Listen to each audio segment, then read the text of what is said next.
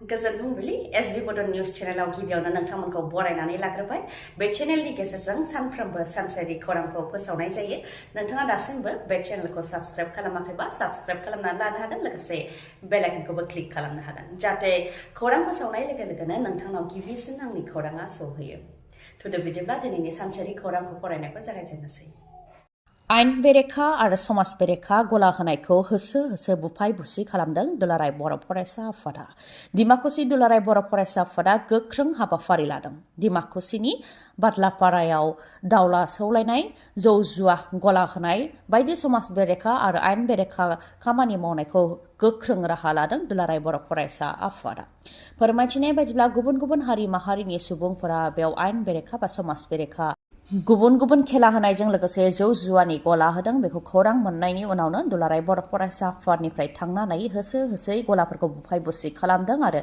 जाय बेबायदि समाज बेरेखा गला होदों बेफोरखौ जाहाथे बन्द खालामो बेनि थाखाय खावलायदों नङाबा उननि समाव गोख्रों राहा लागोन होननानैबो गोख्रोङै हुमखि होदों दुलाराय बर' फरायसा आफादनिफ्राय हम लन होनायनि मुङाव बेंकनिफ्राय लाख लाख रां लुथिनायनि दायाव शैलेन शर्माखौ आसाम सरकारा एरेस्ट खालामबाय हम लन सेंसन खालामनायनि मुङाव गुबुन गुबुन सुबुंनि मुङाव गुबुन गुबुन डकुमेन्ट जेरै दलिल payslip bank statement Aadhaar card PAN card आरो बायदि बायदि फोरमान बिलाइ दिहुननानै हम लन सेंसन खालामनानै लाख लाख रां लुथिदोंमोन शैलेन शर्माया उखिला फोरमायथिनाय बायदिब्ला शैलेन शर्माया हम लन होग्रा सासे एजेन्ट आरो गुबुन गुबुन सुबुंफोर सोरनिबा बिसि सोरनिबा फिसायनि मुङाव बेंकनिफ्राय हम लन होनायनि मुङाव गोबां लाख रां लुथिदोंमोन शैलेन शर्माया बेनि अजद फैनायनि उनावनो बिथांनि सायाव नायबिजिरनाय जादोंमोन आरो बेनि उनावनो पुलिसा एरेस्ट खालामदों होननानै फोरमायथिदों एरेस्ट खालामखांनायनि उनाव एजेन्ट शैलेन शर्माखौ नलबारि कर्टआव हाजिर खालामनाय जादों आरो नायबिजिरनो थाखाय पुलिसा साननैनि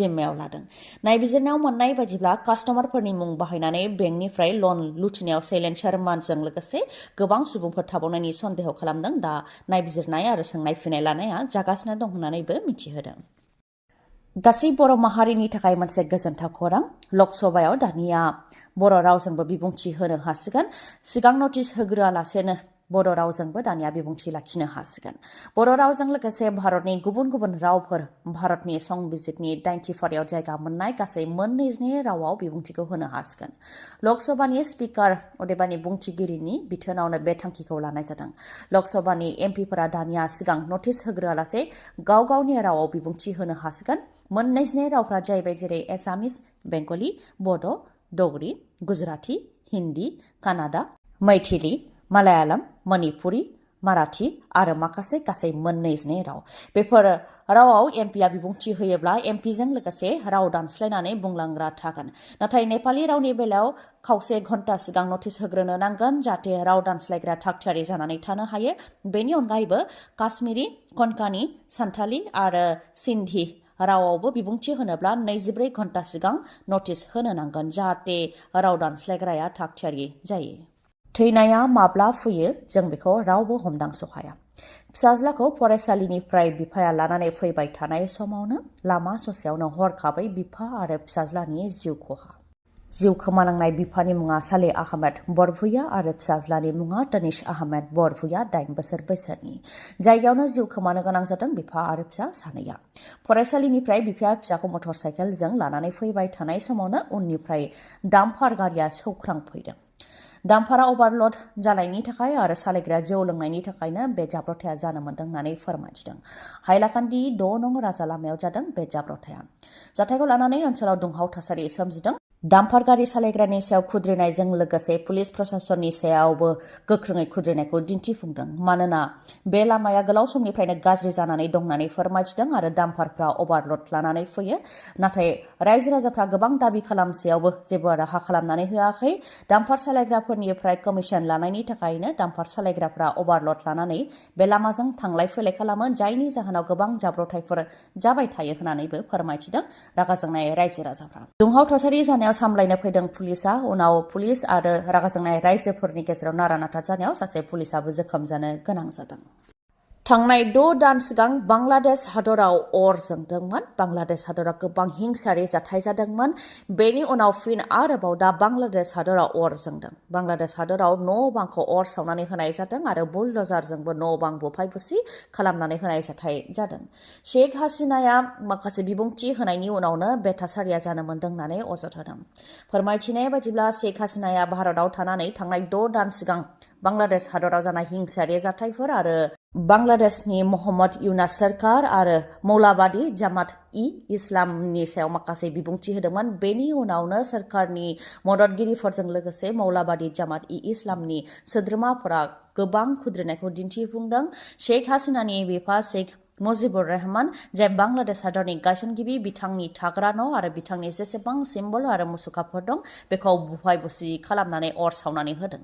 बेनि अनगायैबो आवामि लीग जाय शेख हासिनानि राजखान्थि दोलोमोन बेनि दैदेनगिरिफोरनि न' बांखौबो बुफाय बुसि खालामदों। शेख मुजिबुर रहमाननि ढाकायाव थानाय 32 धान मन्डी हाउसखौ बेबायदि बुफाय बुसि खालामदों। बेनि अनगायैबो गुबुन गुबुन जायगायाव थानाय आवामि लीगनि दैदेनगिरिफोरनि न' बांखौबो बुफाय बुसि खालामनायजों लोगोसे अर सावनानै होदों।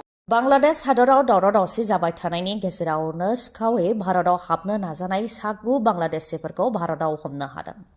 मेघालयनि सोनाब गार' हिल्सआव हमनो हादों 7 बांलादेशिफोर। 7 बांलादेशिफोरखौ हमनायजों लोगोसे 3 भारतनि दालालफोरखौबो हमनो हादों। जाय दालालफोरा रां लानानै भारताव आयेन बेरेखायै बांलादेशिफोरखौ सोयोमोन बिसोरखौ हमनो हानायजों लोगोसे बिसोरनिफ्राय 2 गारि, आधार कार्ड, माखासे फोरमान बिलाइफोर आरो माखासे नोगोद रांबो हमनो हादों। रां लानानै बेबायदिनो बांलादेश हादरनि सुबुंफोरखौ आयेन बेरेखायै भारताव सोयोमोन दालालफोरा।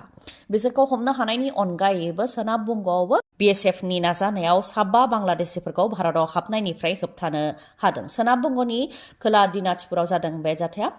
7 बांलादेशिफ्रा सिखावै भारताव हाबनो नाजादोंमोन। बेयावनो BSFनि जवानफोर आरो बांलादेशिफोरनि गेजेराव नारा-नाथारबो जादों, जेराव सासे BSFनि जवान आरो सासे बांलादेशिया जोखोमबो जानो गोनां जादों होननानै रिपर्टआव मोननाय जादों।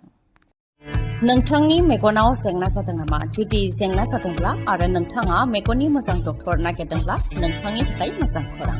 बङाइगावनि आइ हस्पिटालाव फैगोन सिनियर आइ स्पेशलिस्ट डक्टर प्रबिन बसुमतारी। बिथाङा एम्स निउ दिल्लीनि बारग' SR, RPC आरो दिल्ली GNCTनि बारग' आइ कनसालटेन्ट। डक्टर प्रबिन बसुमतारीनि अनगायैबो मेगननि डक्टर आशराफुल आलम आरो डक्टर मेघाली शर्माखौबो बङाइगावनि आइ हस्पिटालाव नोंथांमोनहा मोननो हागोन। लोगोसेनो कम्पिउटार पेकनि गेजेरजों केटारेक्ट सार्जारि खालामनो हागोन, जेराव जेबो सानाय गैयालासे, सुथेनाय गैयालासे आरो गोख्रैनो गाहामाव फैफिननायखौ नोंथांमोनहा मोननो हागोन। आबुं थङा जाहैबाय बङाइगाव लवार आसाम हस्पिटालनि उल्था दिगाव बास स्टेन्डनि साखाथियाव। फुंनि 10 रिंगानिफ्राय मोनाबिलि 7 रिंगासिम मेगननि डक्टरखौ मोननो हागोन बे बङाइगावनि आइ हस्पिटालाव।